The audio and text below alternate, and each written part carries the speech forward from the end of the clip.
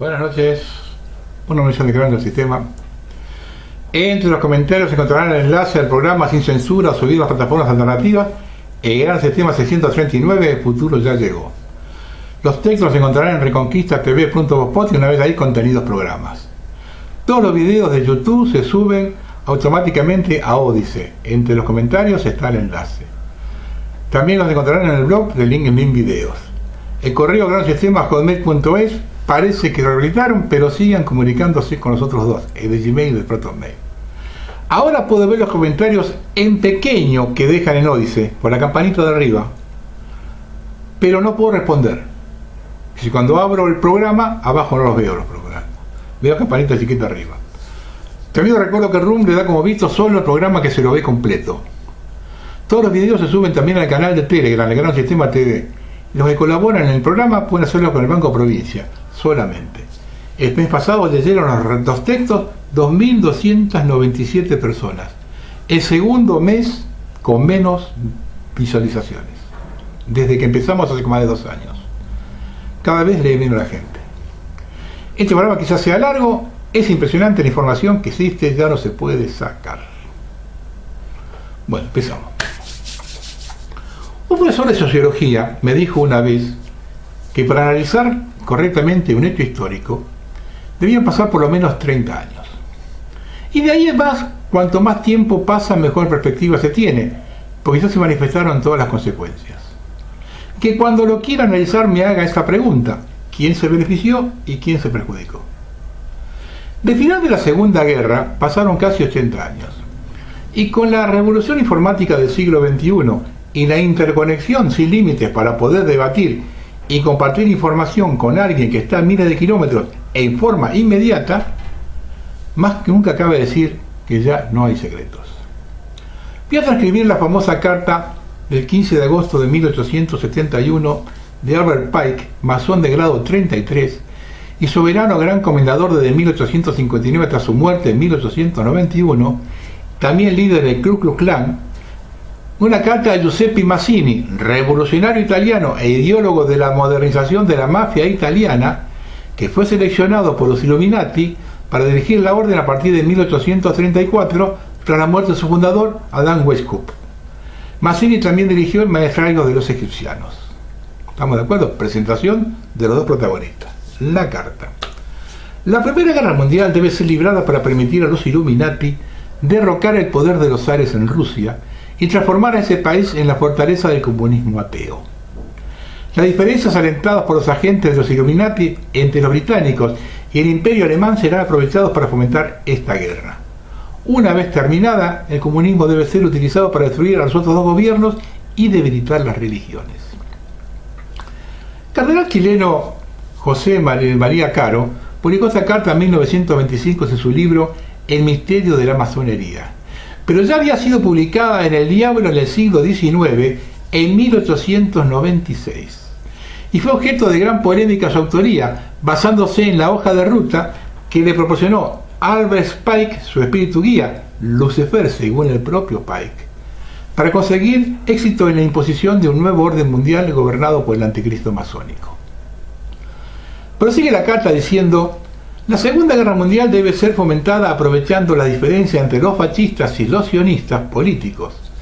La lucha debe ser librada para destruir el nazismo e incrementar el poder del sionismo político para así permitir el establecimiento del Estado soberano de Israel en Palestina. Durante la Segunda Guerra Mundial se debe edificar una internacional comunista lo suficientemente fuerte como para equilibrar a la cristiandad, la cual debe ser contenida y mantenida en jaque hasta que la utilicemos para el cataclismo final.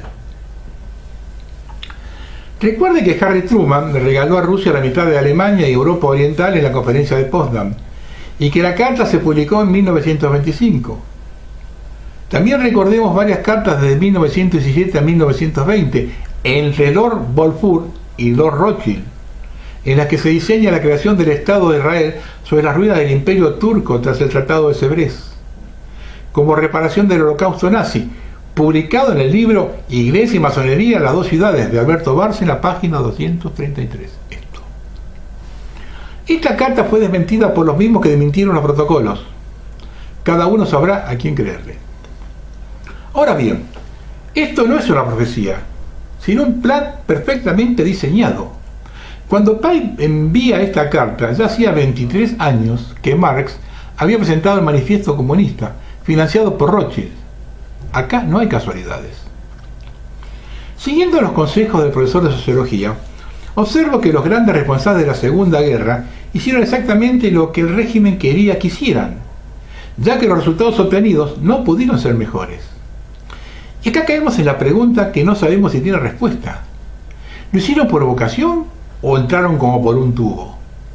Y en el segundo caso, ¿todos o algunos? Y el comportamiento trae consigo esa duda.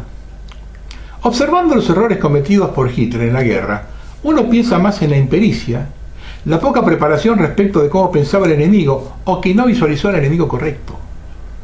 Pero también con el acuerdo a Vara o su actuación en Dunkerque, donde le perdonó la vida a sus futuros verdugos, deja muchas dudas. Leyendo los comentarios que dejaron los simpatizantes de nacionalsocialistas en los programas, en mi cuenta de Telegram y por correo, me doy cuenta por qué pedir una guerra. El árbol les tapa el bosque. No visualizan el mensaje, solo reaccionan ante algo que no comparten y son muy exigentes. Si no se comparte la totalidad de su pensamiento, se convierte en cómplice del sionismo. Yo soy cómplice del sionismo porque no comparto el 100% del mensaje. Así se movió Hitler ante la invasión a Polonia. Mal que les pese, Roosevelt jugó con él como el gato con el ratón. Yo lo expliqué una vez en un programa sobre la Segunda Guerra Mundial. La Segunda Guerra Mundial fue preparada y promovida por Roosevelt, ese gran responsable. Jugó con Hitler como el gato con el ratón. Lo llevó a donde quería llevarlo. Lo vimos a Churchill, que le cambió el plan de invadir Inglaterra por el bombardeo a Londres. Atrasó 3 meses la invasión a Rusia, que debía haber comenzado en primavera y la inició en verano. Eso le costó empantanarse en la nieve. Y el atraso fue porque tuvo que salir a reparar la aventura de Mussolini en los Balcanes. Pregunto, ¿cuánto conocía Hitler del Duce? Conservamos todo el apoyo de Rockefeller hasta casi la rendición. Rockefeller paró suministro de petróleo un mes antes de la rendición, a pesar de la presión del gobierno de Roosevelt. Tendremos que ver que la Standard Oil era la dueña del petróleo del Cáucaso, que le había comprado por $6 millones a la familia Nobel cuando los bolches lo nacionalizaron. De hecho, en 1918, Nobel pidió de rodillas al Kaiser Guillermo ayudarle para recuperar sus inversiones en Bakú. Esto lo dice el histórico berlinés Dietrich Eschscholz.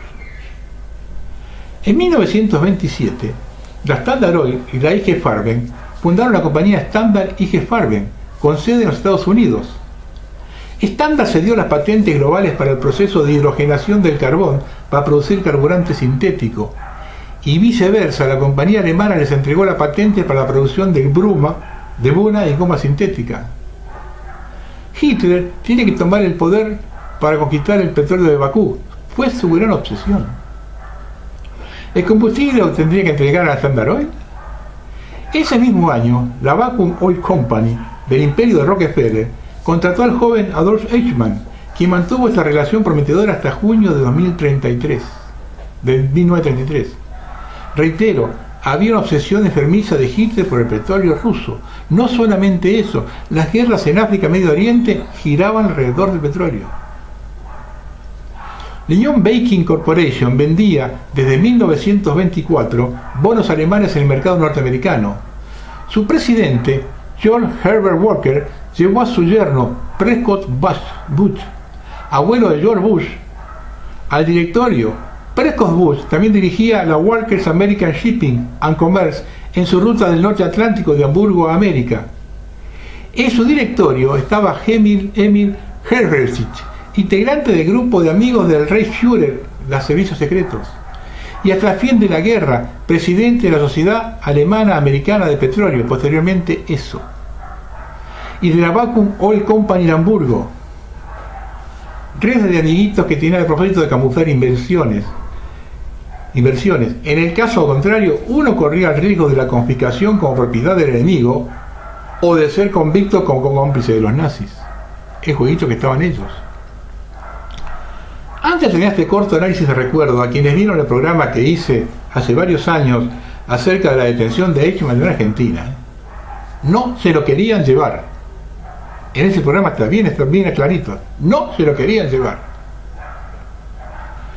Si analizamos este accionar durante el proceso anterior a la guerra, hoy todo queda al descubierto. Asombroso como nadie focaliza el rol de China en el tablero geopolítico. Todos los países de uno u otro bloque le deben plata a China. Cuando las sociedades europeas y americanas sean sumergidas en la pobreza y esclavitud total, impondrán un comunismo universal. Hay que dejar de mirar el dedo que señala la luna. Por los parlantes, el foro de Davos y Estados Unidos gritan contra el totalitarismo chino y en el plano económico, social y financiero lo han siempre elogiado. Hay que cerrar orejas a la propaganda. Detrás de las dos propuestas están los mismos intereses. El poder militar ruso está siendo funcional del debilitamiento del Occidente en sinergia con los hombres e instituciones emplazados por ellos. Rusia, o mejor dicho su pueblo, fue puesto en una encrucijada existencial. Cada nación rehén de sus políticos a sueldo de los mismos intereses. En los grandes temas no se enfrentan.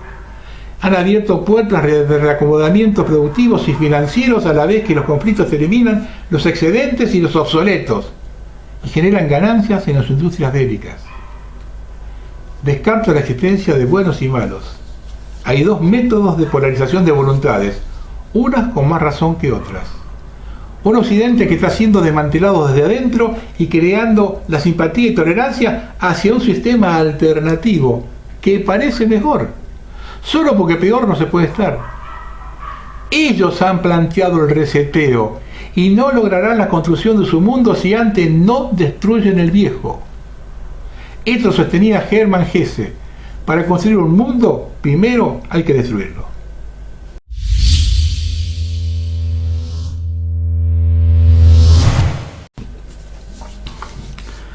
Hay hechos que son fundamentales en el desarrollo de la civilización. En su momento fueron puntos de partida de estrategias globales. Los que reniegan de la historia no tienen en cuenta que esta no es otra que el relato de hechos presentes en un momento determinado. Y su desenlace o redacción del desenlace provocó hechos posteriores, algunos de los cuales nos condicionan hasta el día de hoy. Por ejemplo, ¿alguno tiene dudas de las consecuencias que trajo la Segunda Guerra Mundial? Entonces, ¿tratar de declarar estos hechos es vivir en el pasado? ¿O seguiremos condicionados por las mentiras históricas sin siquiera denunciarlas?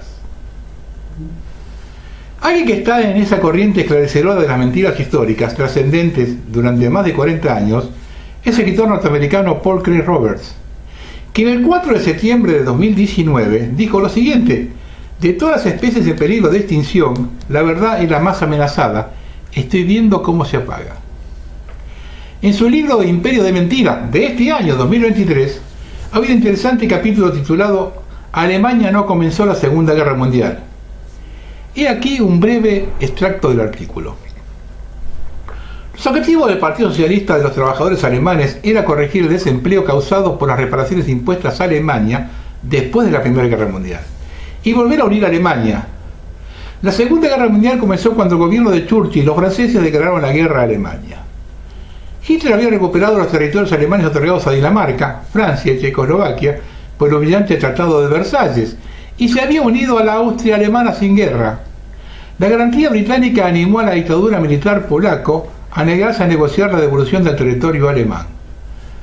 Yo agregaría que más que la inteligencia británica fue Roosevelt, fue determinante en eso. Todo lo que Hitler contribuyó fue obligar a los países a lo que el Tratado de Versalles les había dado territorio alemán a liberar las tierras y a los alemanes que fueron duramente perseguidos en Checoslovaquia y en Polonia. La restauración de Hitler de las fronteras nacionales de Alemania fue tergiversada por la prensa británica y estadounidense como agresión alemana.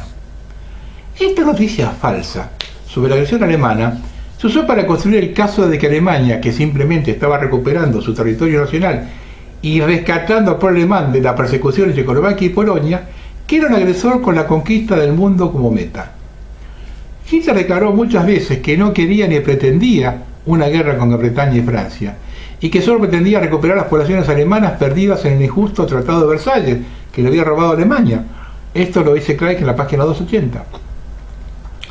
En estos pocos párrafos, Roberts destruye los cimientos sobre que descansa nuestra comprensión de la Segunda Guerra Mundial. El autor desafía las ideas de que Hitler empezó la guerra y que Polonia representó el primer paso en el plan más amplio de Hitler para conquistar el mundo.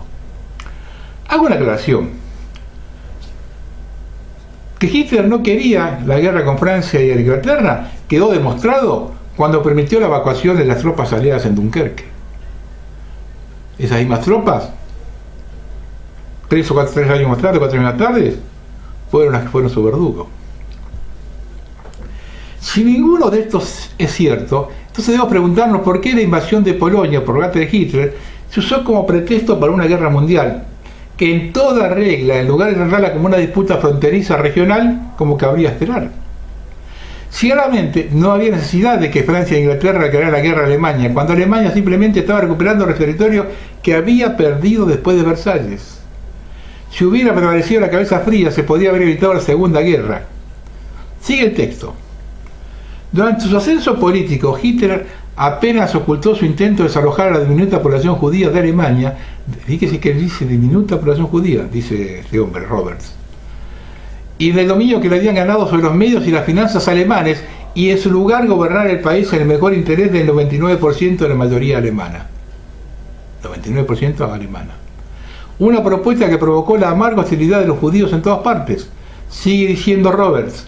De hecho, inmediatamente después de que asumió el cargo, un importante periódico de Londres publicó un titular memorable en 1933 que anunciaba que los judíos del mundo habían declarado la guerra a Alemania y estaban realizando un boicot internacional para someter a los alemanes por hambre.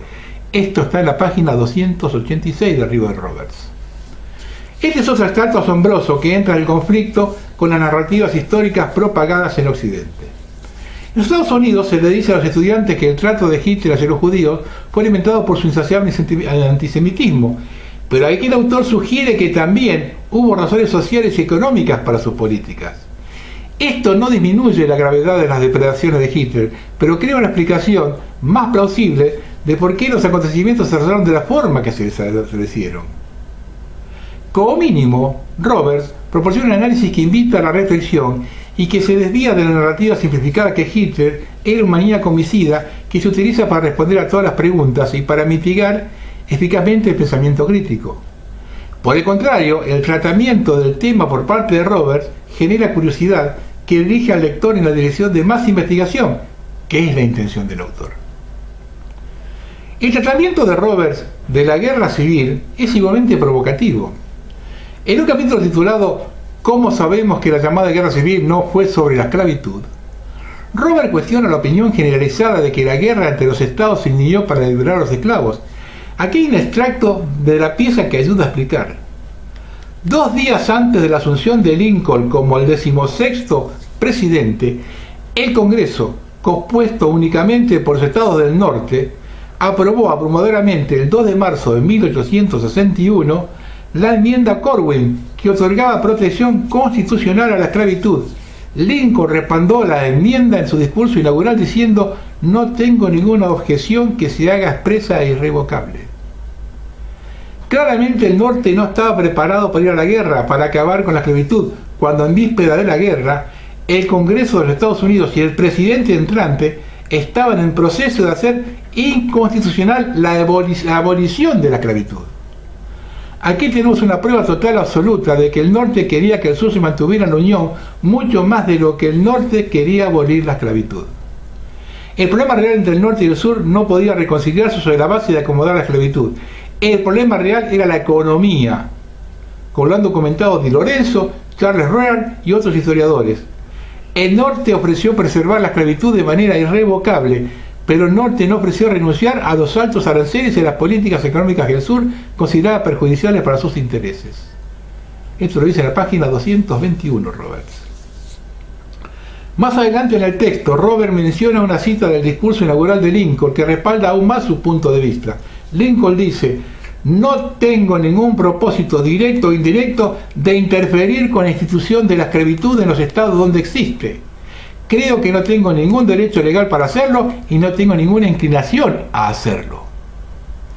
Rommel presenta su caso de manera racional y persuasiva, pero Lincoln hizo otro comentario que parece estar en conflicto con los anteriores. También dijo: el gobierno no puede soportar permanentemente ser mitad esclavo, mitad libre, y que la mente del público debe descansar en la creencia de que la esclavitud está en el curso de su extinción definitiva.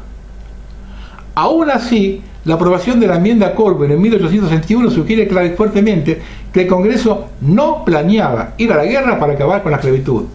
De lo contrario, no habrían apoyado el proyecto de ley. Entonces, ¿cómo es que tantos norteamericanos se aferran a la idea de que la guerra civil fue una lucha para acabar con la esclavitud?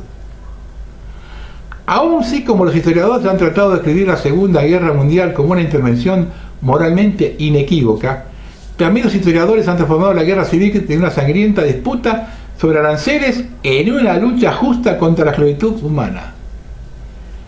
Desafortunadamente, la propaganda no se alinea con los hechos, lo que sugiere que hubo factores más mundanos involucrados. Las acciones de Lincoln no estuvieron guiadas por un principio superior, como tampoco los esfuerzos de Rommel para arrastrar al país a la Segunda Guerra Mundial, que estaban dirigidos a derrocar al fascismo. Nada que ver. En ambos casos, los presidentes siguieron políticas que tenían como objetivo aplastar a sus enemigos mientras aumentaban el poder del Estado.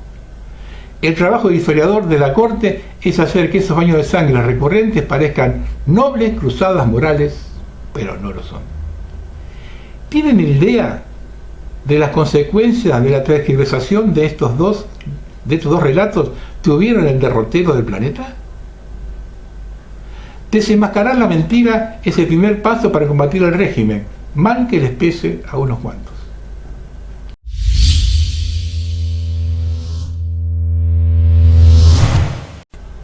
Una de las elecciones es el gobernador Schiaretti, por varias razones. No es kirchnerista, es amigo, ex empleado de Macri, y maneja una provincia grande. Por eso lo coquetean de Juntos por el Cargo. Pero Schiaretti es otra cosita, vean. Lewis, en Lago Escondido, en Córdoba también hay millonarios y empresas privadas que se apropian de los caminos públicos. Hoy te cuento 6 casos de los muchos que hay en nuestra provincia. En Casabamba, la minera de Camaraza se apropió de un camino público que los vecinos utilizan hace más de 100 años. Tenemos portón con candado, alambre de púas, guardia privada a las 24 horas y los vecinos tienen que presentar sus documentos para entrar a sus casas. En Malagueño, la multinacional Holcim pretende cerrar un camino de alto valor cultural para seguir explotando los minerales de la región, poniendo en riesgo el patrimonio natural e histórico de la zona. Más al norte, en Villa Giardino, cerraron un camino público y dejaron adentro un bosque histórico de alcornoques y un tanque de agua que abastece a toda la ciudad. Lo más loco de todo esto es que el que se quedó con todo es Mario de Cara, el defensor del pueblo de la provincia. Vamos al sur, a Villa del Dique.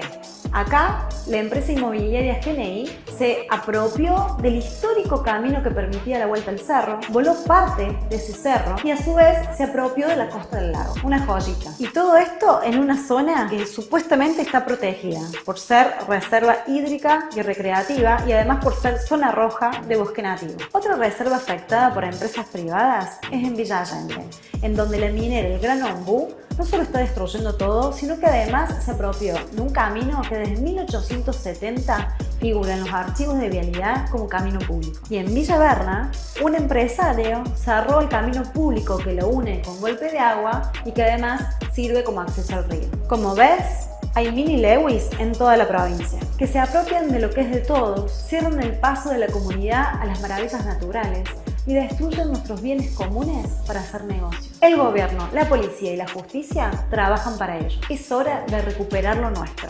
Solo nuestra fuerza puede abrir los caminos, cuidar nuestro patrimonio y terminar con los negocios de unos pocos.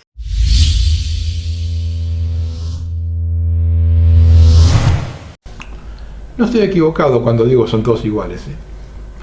El Congreso se prepara para debatir la ley de eutanasia. El Frente del Curro y Juntos por el Cargo presentaron un proyecto cada uno que comenzaría a discutirse tras el receso invernal. Podría ser uno de los grandes temas del año en el recinto. Una clara muestra de que los principales partidos políticos son dos caras de la misma moneda y siguen a rajatabla la Agenda 2030 que los guía en sus acciones inexorablemente. ¿Cómo pueden hacerlo? Simple, gracias a tu voto. Yo soy optimista de que trabajemos en conjunto. Creo que más allá de una agenda muy ambiciosa como es la 2030, que define objetivos muy ambiciosos, como vos bien decís, lo que hay que hacer es trabajarlos todos los días. Y en la medida que muchas ciudades, muchos países del mundo se ponen de acuerdo, algo cambia todos los días. ¿Llegaremos al 2030? No lo sé. Seguro vamos a estar mejor. No, me parece que estos son acuerdos de gestión. Obviamente hay muchas ciudades que no son gobernadas por Cambiemos y requieren el compromiso de otros espacios políticos, como está ocurriendo. Hoy muchas ciudades están trabajando con Cancillería en integración y en la aplicación de ODS y no son necesariamente... Es más, no todos son iguales, sino que es igual en todas partes. Es un plan global. El Banco Central, a través de monedas programables, excluya todos los otros medios de pago. Está puesta la cadena, está puesto el grillete. Usted pasa a ser un esclavo. El Banco Central le va a decir qué puede comer o dejar de comer, dónde ir y dónde no ir, qué vestir y qué no vestir. Y después viene naturalmente el crédito social. Usted no cumple y entonces es penalizado con una multa que se saca directamente de su cuenta. Esto ya está anunciado, esto ya se sabe que es así, esto ya se experimenta en sistemas totalitarios.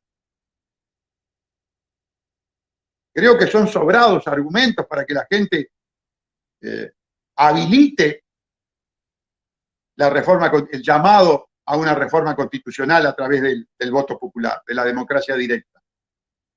Vamos a tener toda la parafernalia sistémica en contra, con inclusión de la UDELAR, de las organizaciones no gubernamentales, bancadas por Soros. Muy probablemente tengamos al feminismo en contra, el indigenismo en contra, los LGTB en contra, no solamente los sindicatos. Es más, por el momento no he visto, por el momento ningún partido, ningún otro referente se ha comunicado con nosotros para decir estoy de acuerdo y colaboro con ustedes. Por el momento estamos institucionalmente, solo Identidad Soberana, llevando adelante la reforma constitucional.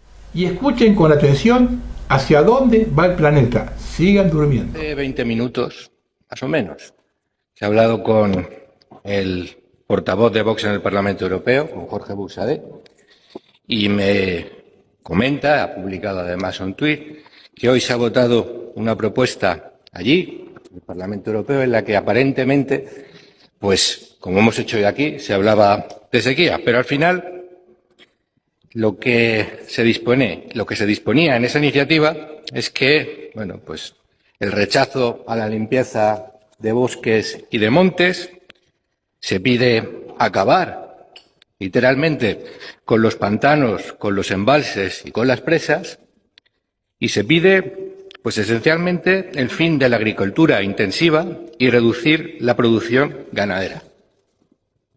Eso se ha votado hoy en Bruselas.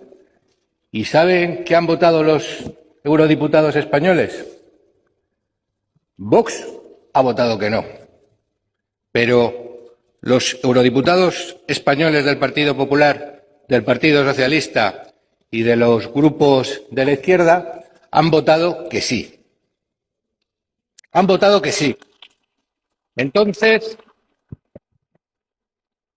comprenderá usted, y yo se lo digo además, por supuesto, desde el respeto, pero además también se lo digo desde el aprecio que sabe usted que le tengo desde la pasada legislatura.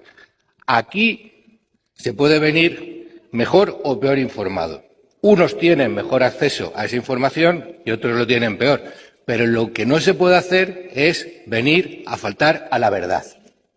Porque comprenderá usted, es poco más o menos que es una incongruencia rasgarse las vestiduras defendiendo a nuestros agricultores cuando en el escenario en el que se está dilucidando el futuro de nuestro sector primario les estamos pegando una puñalada trapera. Y eso es lo que han hecho hoy ustedes allí, en Bruselas.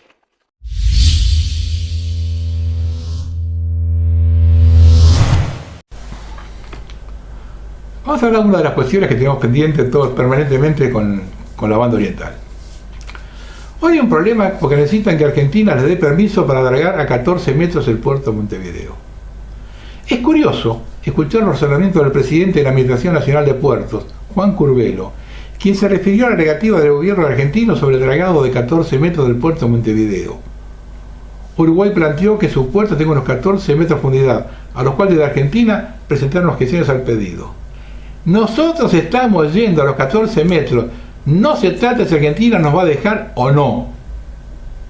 Nos pusieron 29 requerimientos y nosotros ya se lo contestamos. Si nos piden 29 más, se lo vamos a contestar. Y remató, no se trata de si Argentina nos va a dejar o no. Está claro que nos asiste la razón, no hay ningún impedimento ambiental, dijo Curbelo en 970 Noticias.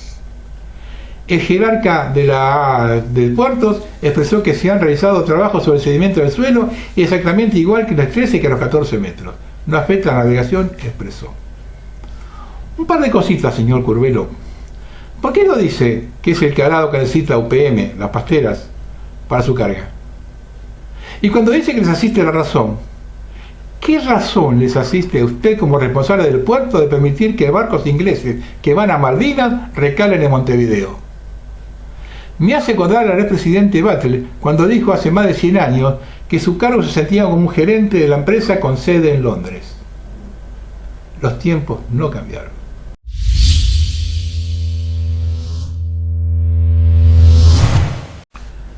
Una cosa cortita sobre el negocio de las políticas de género. Solo el 0.02% de la población se autopercibe no binaria. Eso es un dato del censo, fue este. O sea, 9.200 personas aproximadamente. El presupuesto para 2023 para política de género es de 4 billones de pesos, billones. Estamos gastando por cada uno de esos autopercibidos 475 millones de pesos. Solo para atender esos 9.200 casos no binarios tenemos un ministerio, 3 secretarías, 14 direcciones, 3.545 empleados, 2.180 psicólogos y 211 médicos. Yo vengo de la Comisión ahora de Violencia de Género. Voy a intentar explicarles que los homicidios son multifactoriales, de que de hecho el factor machismo hoy en España, sobre todo entre la población autóctona, es absolutamente residual, de que los factores hay que estudiarlos todos porque el método científico se basa en eso, aunque algunos luego se desechen, no pasa nada. Tú tienes 12, 13 factores, los estudias todos, 2 no impactan en el delito, los desechas. Eso es el método científico. Que si el político de turno te obliga a estudiar solo un factor, estamos condenados al fracaso, y así estamos. 2004, casi 20 años de ley, cientos y cientos de millones, el número de asesinadas no desciende. Y se preguntan ¿por qué? ¿Por qué? Pues porque no sabéis. Porque habéis convertido un drama en un negocio político, que solo os viene bien a ustedes. Las mujeres, entre tantas denuncias, porque ya está un piropo, es violencia de género, acaban las verdaderas víctimas, acaban que no las logramos localizar entre papeles y papeles, perdemos a las verdaderas víctimas. ¿Y quién se beneficia de esto? Los de siempre. Cada vez más puestos, cada vez más cargos, direcciones generales, secretarías de Estado, ministerio, organizaciones, fundaciones.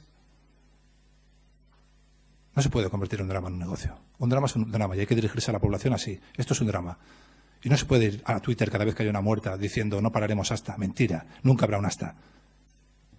El hombre ha cometido homicidios desde que está sobre la faz de la tierra. Nunca habrá un hasta, no mientas. Ese hasta solo significa una cosa, seguir dándome dinero. Todavía hay mucho por hacer, es decir, seguir manteniendo los presupuestos. ¿Pero a quién le viene bien esos presupuestos? Solo a ti. Y así seguimos. ¿Qué es un negocio? Cuando Paco abre un bar, ¿para qué abre un bar? ¿Para cerrar al mes? No, para vivir toda la vida de él. Pero tiene 3 hijos, así que quiere que le vaya muy bien para comprar el local de al lado y dejarle un bar más grande a sus 3 hijos. Los negocios, todos, tienden a expandirse y a perpetuarse. Si conviertes un drama en un negocio, el drama tiende a expandirse y a perpetuarse. Y ahora ya todo va en una dirección, crear o sostener problemas para mantener gigantescos presupuestos. En Europa, miles de millones. Miles de personas viven con sueldos de 3.000, 4.000, 5.000 euros de esto. ¿Creéis que quieren que esto se acabe? Estamos atrapados, yo creo, estamos en manos de los peores en el peor momento.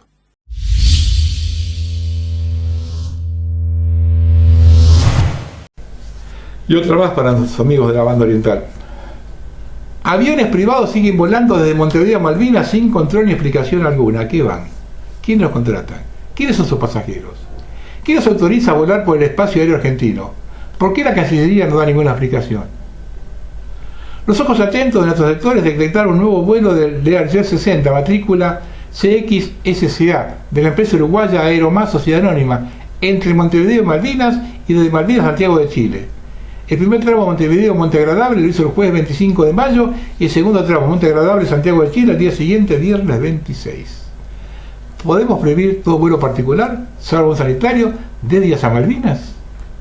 Este, por ejemplo, es un archet de una empresa de taxi aéreo uruguaya que se la pasa yendo y viniendo de Malvinas, de Uruguay y Santiago de Chile. ¿Quiénes vuelan? ¿Por qué? Ese mismo avión que el 10 de febrero pasado también realizó un vuelo ida y de vuelta entre Montevideo y Malvinas y sin que nadie se diera una explicación sobre sus motivos. No se trata de una aeronave de vacaciones aeromédicas para asistencia sanitaria, se trata de un cómodo jet ejecutivo con capacidad de 8 pasajeros, con una autonomía de 4.250 kilómetros y que vuela a una velocidad crucero de 830 kilómetros por hora.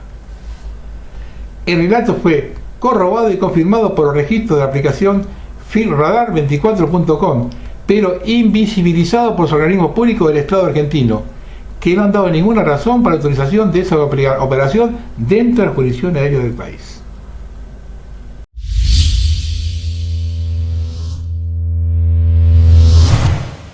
Una cosa curiosa.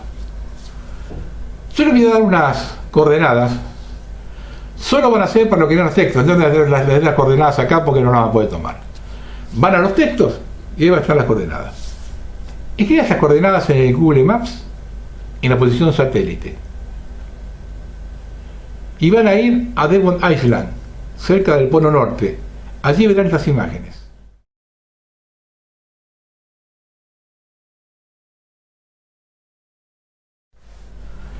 Si podían bajar a tierra, verán estas otras dos.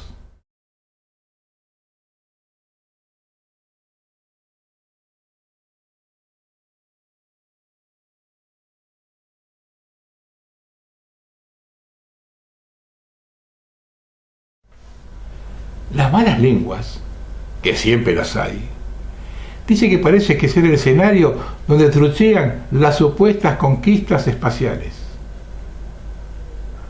¿Será allí donde usan los platos voladores que fabrican?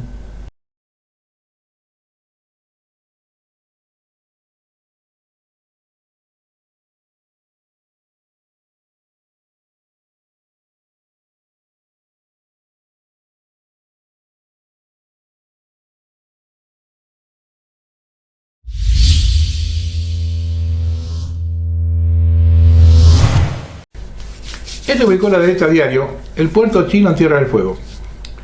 La Argentina continúa facilitándole el ingreso a cuestiones estratégicas a China, esta vez en Tierra del Fuego, la puerta de la Antártida que el régimen de Xi Jinping pretende como parte de sus proyectos expansionistas en el mundo.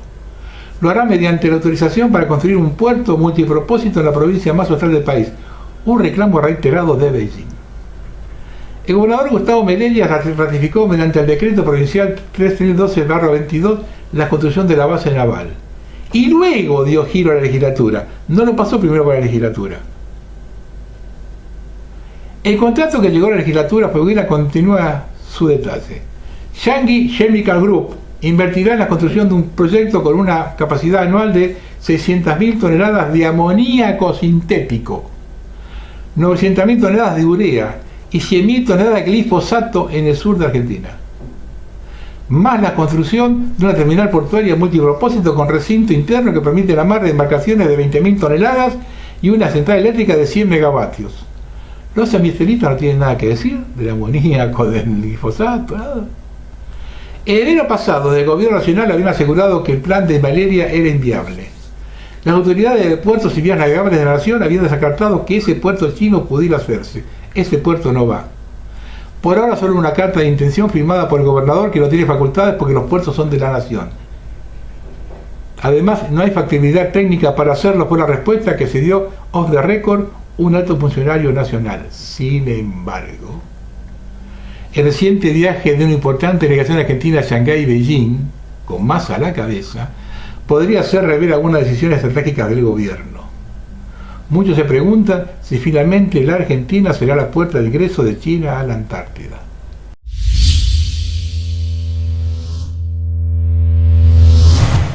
Y conectado con lo anterior, escuchen con atención esto le publicó Vision Times. Un estudio de 12 países realizado por la Associated Press muestra las consecuencias de que esos gobiernos tomen cientos de miles de millones en préstamos con la República Popular China, y el régimen comunista se apresura a prestar pero no está dispuesto a perdonar. Los países que denuncia Associated Press del 18 de mayo incluyen Pakistán, Indonesia, Sri Lanka, Laos y Mongolia, que se encuentran en Asia, Etiopía, Kenia, Zambia, Chad y Uganda en África, Ecuador y Honduras en América Latina. Según la Associated Press, las deudas de esos países filicovichinos están consumiendo los ingresos fiscales en la medida que se está afectando la capacidad de los gobiernos para proporcionar servicios básicos, como la educación o la electricidad. La República Popular China tiende a no perdonar las deudas que otros países le deben, ni trabajar con esos gobiernos para mantenerlos a flote. En Pakistán, que es casi un aliado de China, los trabajadores textiles están siendo despedidos porque el gobierno no puede permitirse producir la electricidad necesaria para mantener sus fábricas en funcionamiento. El gobierno pakistaní ha agotado más del 50% sus reservas de moneda extranjera que se necesitan para comprar combustible, alimentos y otros artículos esenciales en el extranjero, al pagar los intereses de sus deudas externas, gran parte de las cuales está en manos de la República Popular China. A pesar de tener buenas relaciones con Estados Unidos y participar en un esfuerzo internacional para boicotear el petróleo ruso, Pakistán incumplió en abrir el pacto para llegar a un acuerdo con el Kremlin por petróleo con descuento para evitar apagones. Pakistán, como muchos otros países en desarrollo, había obtenido préstamos con China para construir infraestructura como represas eléctricas, como parte del esquema de inversión de la franja y la ruta de la provincia de la República Popular China. El BRIC es ampliamente considerado como un método utilizado por el Partido Comunista Chino para descargar la capacidad de producción excesiva fuera de China, que a su vez sufre una burbuja inmobiliaria masiva. Sri Lanka, una nación insular económicamente asediada frente a la costa sureste de la India, ya está en mora, incapaz de pagar ni siquiera los intereses de sus préstamos chinos. El informe de Associated Press señaló que 500.000 de trabajadores industriales perdieron sus empleos y que en julio del año pasado los disturbios obligaron al presidente de Sri Lanka, Mahinda Rajapaksa, a abandonar su palacio en Colombo, y se convirtió en un pararrayos para la IVA de los acuerdos de Sri Lanka con la República Popular China, que dejaron al país paralizado financieramente. Ante los disturbios, Rajapaksa huyó del país. Y esto publica Redacción Económica. El gobierno kirchnerista decidió profundizar brutalmente su endeudamiento externo con la dictadura china, a fin de postergar una mayor devaluación sobre el tipo de cambio oficial.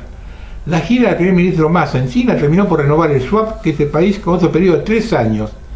De esa forma, el swap con China aumenta hasta un total de 18.000 millones, que en definitiva constituye un préstamo que tarde o temprano deberá ser afrontado. El Banco Central amplía sus reservas de deuda de seguridad con el swap chino en 5.000 millones de hasta 10.000. La ampliación de la reserva disponible del Banco Central se deberá a 2 objetivos principales. Por un lado, continuar financiando importaciones y operaciones de comercio exterior, principalmente con China y Brasil. Y en segundo lugar, facilitar una mayor intervención del dólar en los mercados alternativos.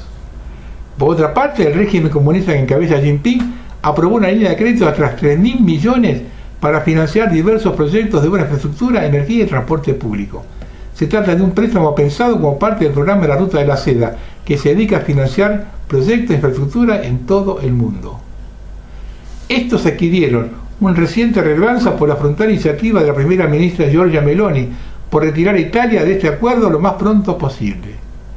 Argentina sigue el camino diametralmente opuesto y profundizará su dependencia geopolítica con Beijing. Nuevamente, la principal vocación del gobierno para suscribir este crédito no es ni fomentar la infraestructura ni mucho menos el comercio internacional, sino simplemente hacerse una nueva fuente de dólares frescos con los cuales puede seguir sosteniendo la sangría de reserva del Banco Central.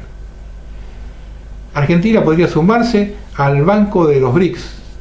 En agosto, la presidenta del nuevo Banco de Desarrollo de los BRICS, Dilma Rousseff, le confirmó al ministro Massa que la opción será tratada por el bloque, le permitirá acceder a las divisas frescas. Nota: más y más deuda para los ciudadanos argentinos. Esto es más pobreza, más dependencia y más pérdida de soberanía nacional. Esto lo vamos a pagar. Y nosotros, el candidato de la pseudo oposición, no dicen nada de esto.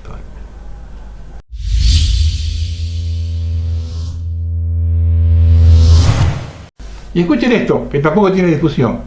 Esto viene de Estrasburgo, de Francia, el derecho natural y la familia. Por unanimidad, el máximo tribunal de derechos humanos del mundo dictaminó que no existe el derecho al matrimonio entre personas del mismo sexo. Los 47 jueces procedentes de 47 países del Consejo de Europa que integran el Pleno del Tribunal de Estrasburgo, el Tribunal de Derechos Humanos más importante del mundo, ha dictado una sentencia de enorme trascendencia que fue y es supresivamente silenciada por los medios progresistas y su área de influencia. La sentencia se basó en una serie de consideraciones filosóficas y antropológicas basadas en el orden natural, la familia, el sentido común, los informes científicos y por supuesto el derecho positivo. Dentro de este último, el fallo se basó básicamente en el artículo 12 del Convenio Europeo de Derechos Humanos, que es equivalente a artículos de tratados de derechos humanos, como el artículo 17 del Pacto San José de Costa Rica y el artículo 23 del Convenio Internacional Pacto de Derechos Civiles y Políticos. En la histórica y poco publicitada resolución, la Corte también afirmó que la noción de familia no solo contempla el concepto tradicional del matrimonio, es decir, la unión de un hombre y una mujer, sino que no existe obligación de abrir el matrimonio a personas del mismo género. En cuanto al principio de no discriminación, la Corte también agregó que no existe discriminación, dado que va contra la naturaleza y el orden biológico universal. El libre gusto sexual o la disyunción es otra cosa, y los estados son libres de reservar el matrimonio solo para parejas heterosexuales. Debemos difundir este tipo de noticias, porque habrá quien no quiera saber la importancia de la familia y considerar que existen derechos individuales como la libertad en gustos sexuales, que es diferente a imponer conductas excrementicias y anormales por parte de los ministerios de educación en cada país. Promover la degeneración del género humano yendo en contra de la voluntad de Dios, blanco de las élites del poder LGTBI. Y esto no se difunde por ningún lado.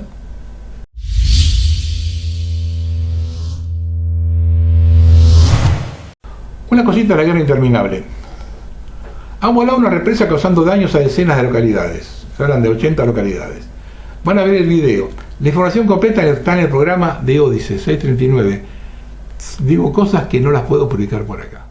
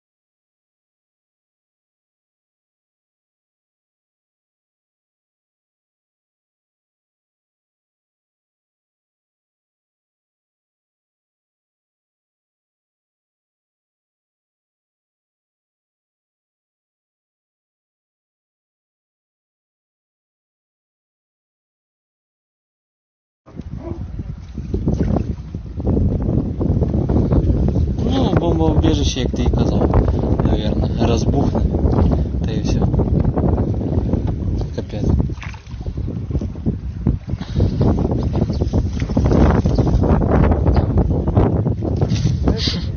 Собаки на заборах, капець. Вообще. Это капец.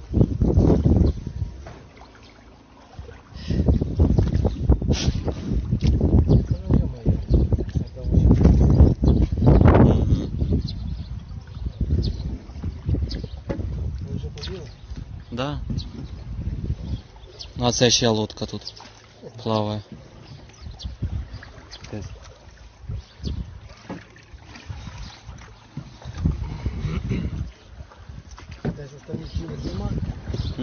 Протярки штани.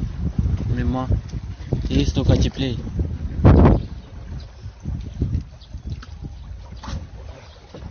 Аж до магазина почти.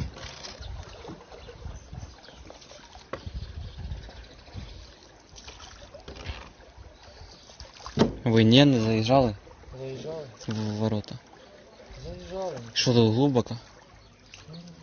Хамуха. А, ну, глубоко. Дивися. Угу. Давай.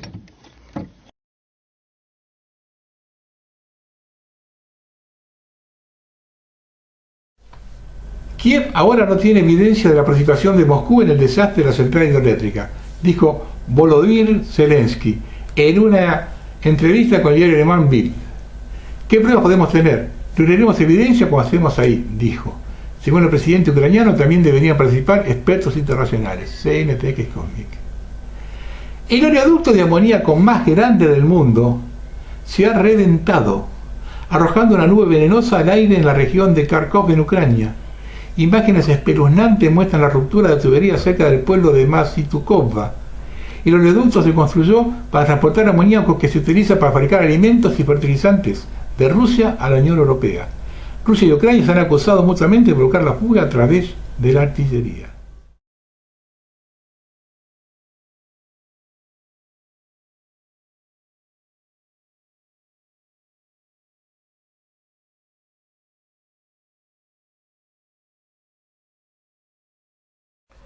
Y ahora van a ver algo que no sé si lo van a ver en otra parte.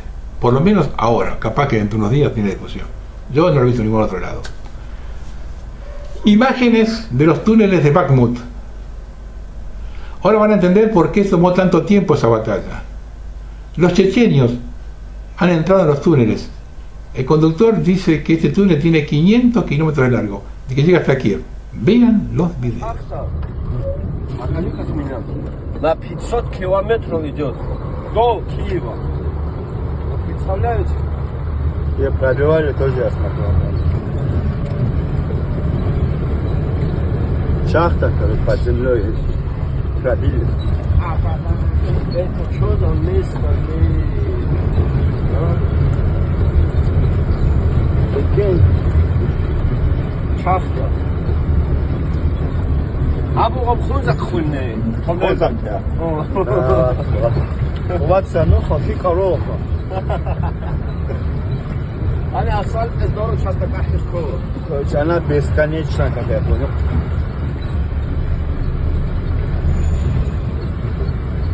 Пасо, вот бини грор тунеч, машаллах.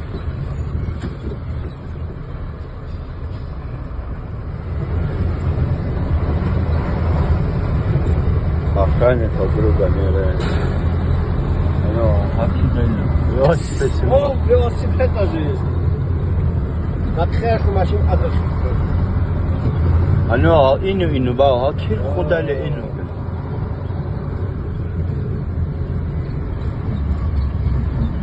Ты представляешь, что это у вас?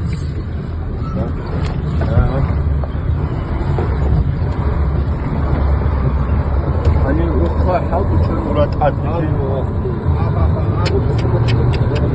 чисто земля. Охренеть. Они ли гора были, они ала. стажер Мельхан. Альбер один, Хайнашман, Альбер. Они забудут сорвать. Целый город тут внутри отвечает. Да.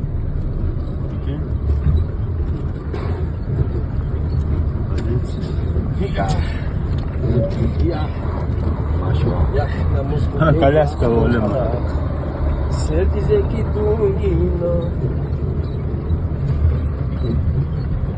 Все, Шана. Яха, бля.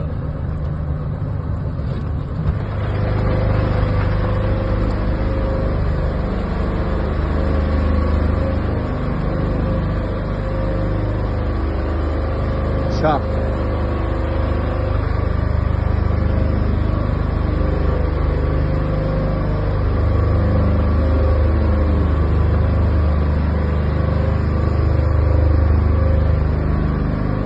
О, молодцы.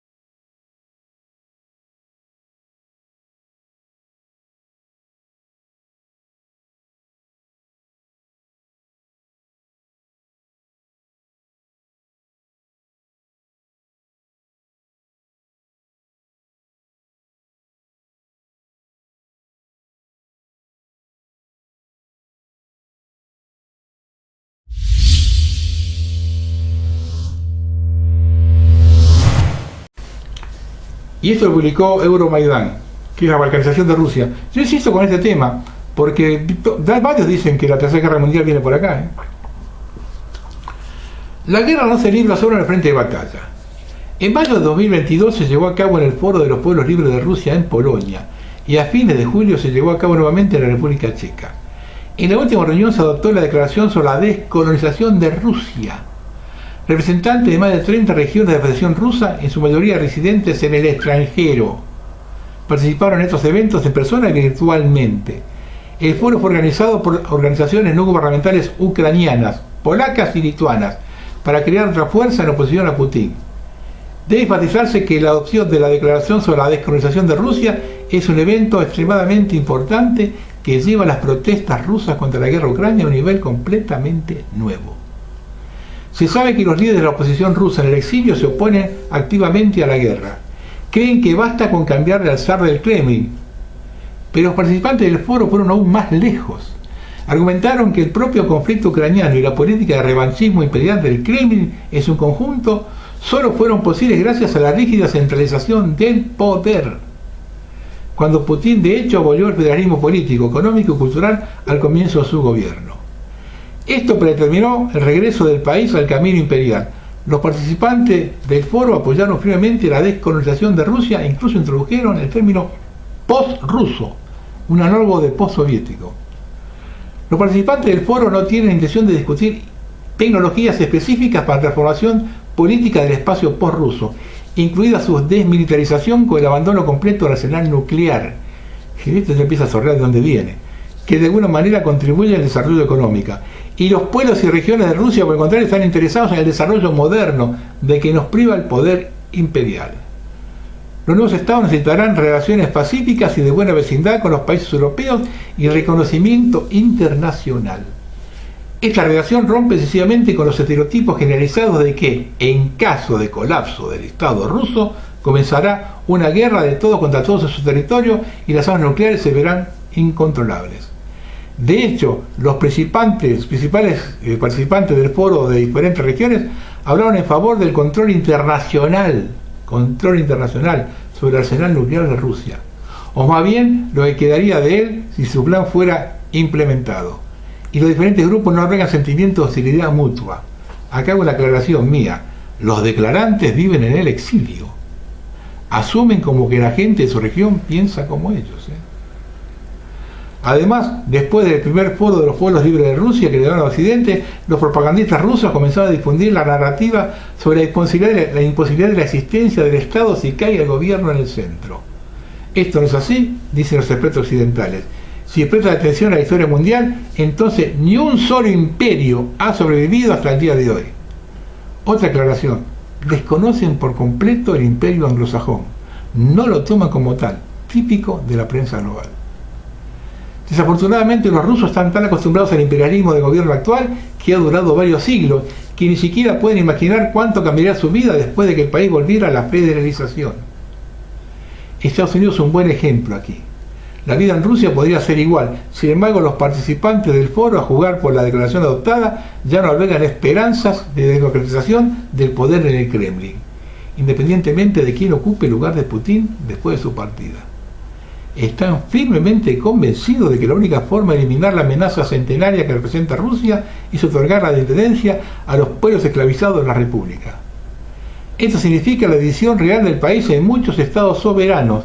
La estrategia cuenta con el apoyo de Occidente y por supuesto de Ucrania. El trabajo en esta dirección ya ha comenzado. Fíjese que en lado están trabajando.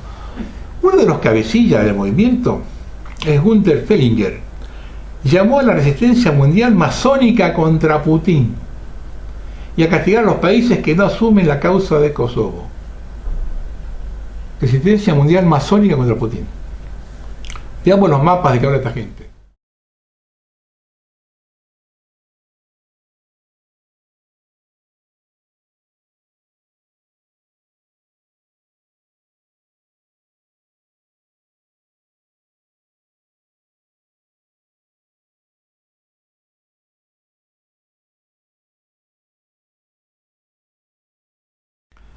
Y también arremeten contra China.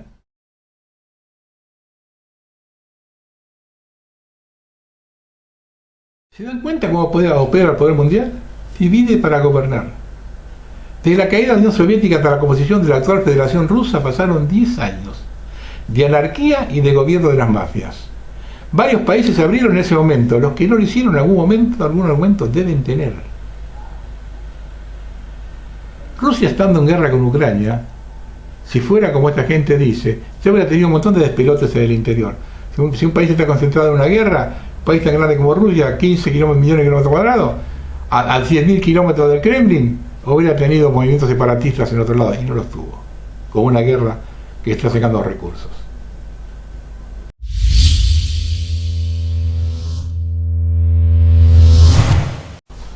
Una cosita chiquita de la guerra en Kosovo. Rusia ha enviado un mensaje muy claro a la anglosfera. Se pone incondicionalmente del lado de Serbia. La OTAN debe tener cuidado con el uso del estado títere de Kosovo contra Serbia. La OTAN ya fracasó en Ucrania y en los Balcanes corre el riesgo de un fracaso aún más espectacular. ANSA.it.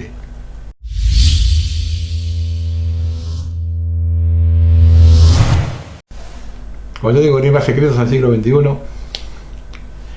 El cocinero de un rey o cacique fue siempre una de las posiciones más importantes en el mundo, desde China, Portugal, inclusive en América, por la confianza que se requiere de que no te envenenen. El cocinero fue siempre fundamental. El abuelo de Putin fue cocinero de Stalin y Lenin.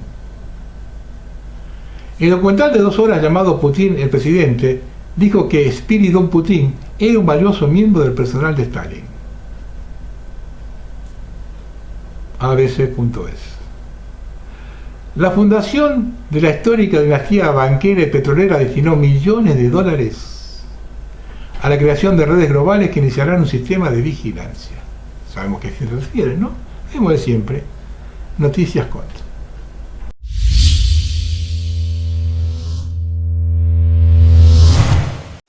Algunas novedades del cambio climático. Malas noticias para los fanáticos del clima. Con 661 gigatoneladas de masa extra, la Antártida sigue expandiéndose. Report 24 News. Se han reportado más de 400 incendios en Canadá y Estados Unidos, y el humo se ha desplazado hacia el sur, hacia los Estados Unidos. Nueva York ahora encabeza las ciudades con la mayor contaminación del aire, con la peor calidad del aire desde la década del 60. La ciudad ha cancelado todos los eventos al aire libre, vuelo de aviones. Los residentes caminan por la ciudad con respiradores y las autoridades instan a las personas a quedarse en casa. El humo se extiende a otras áreas. Washington y Filadelfia están amenazados. El humo tapa la visibilidad en el puente que conecta Nueva York y Nueva Jersey.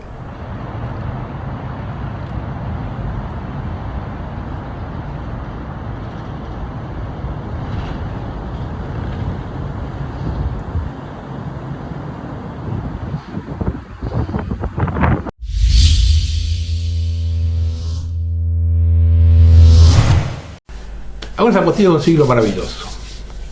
Periódicos oficialistas y científicos oficialistas, y hasta ellos advierten.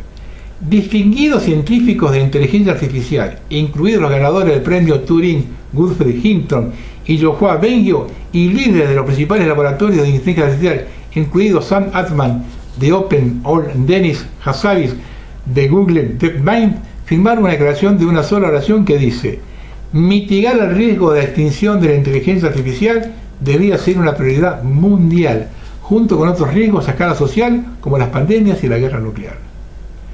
Esto representa una coalición histórica de expertos en inteligencia artificial, junto con filósofos, especialistas en ética, juristas, economistas, físicos, politólogos, científicos de pandemias, científicos nucleares, científicos del clima, que establecen el riesgo de extinción por los futuros sistemas de inteligencia artificial, avanzado como uno de los problemas más importantes del mundo.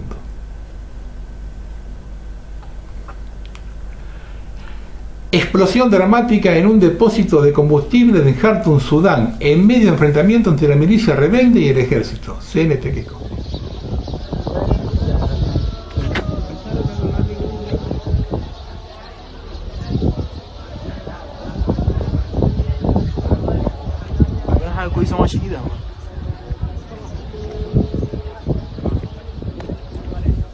Francia. Un solicitante de asilo sirio de 31 años apuñala a 8 niños en un parque porque eran cristianos. 4 han muerto. Varios fuentes comentan que estaba muerto el accidente en el momento de los hechos. CTN Cosmic. Como los vehículos eléctricos no gastan gasolina, el gobierno británico quiere crear un impuesto por kilómetro. Todos son iguales los políticos, ¿eh? Insólito, los jets privados no estarán sujetos al impuesto al carbono que quiere introducir la Unión Europea. Ellos no, dijo. Un dron militar con inteligencia artificial ataca y mata a su operador humano en una simulación. Ocurrió durante una prueba simulada de las Fuerzas Aéreas de Estados Unidos y mató al operador porque esa persona le impedía lograr el objetivo. Pandemia mundial COVID.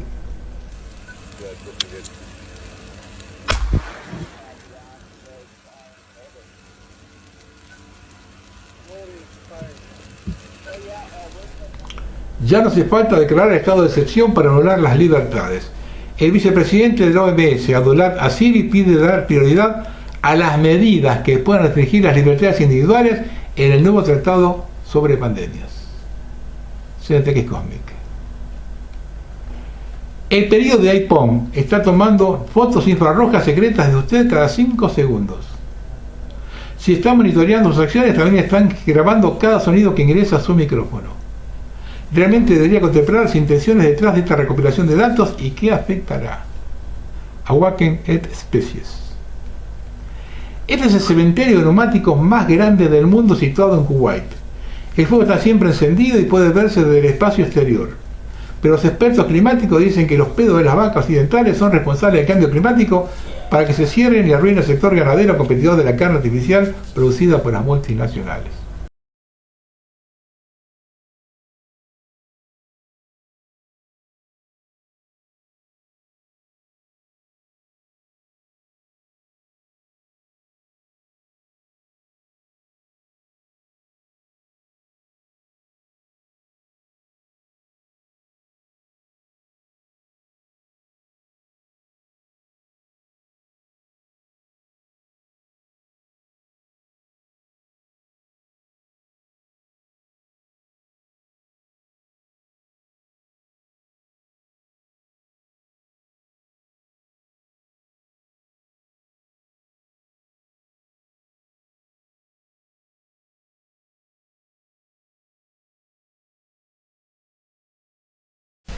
Caos generalizado en Senegal contra el presidente Macky Sall. Numerosas escenas de saqueos e incendios por segundo día consecutivo. Las autoridades han vuelto a cortar el acceso a internet en el país. El ejército está desplegado en Dakar. CNTQ Cosmic.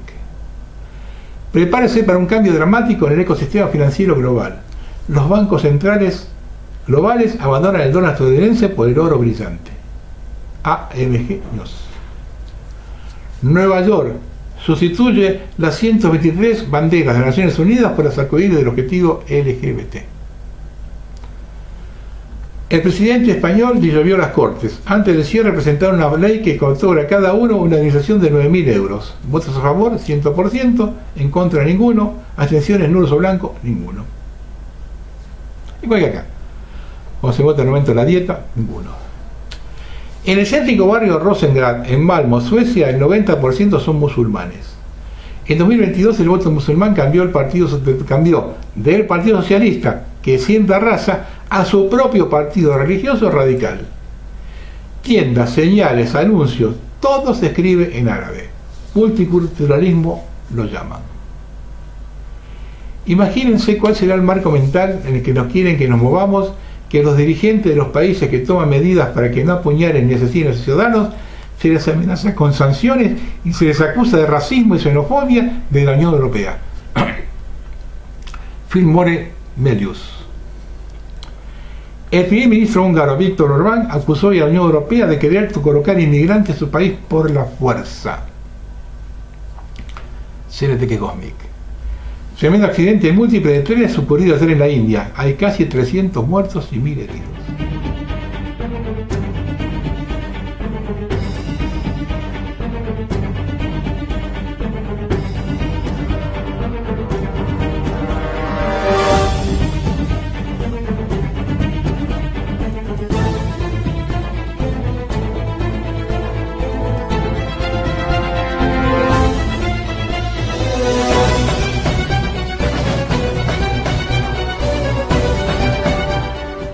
En el programa anterior mostré cómo vacunaban los pollitos. Ahora vean cómo vacunan los peces.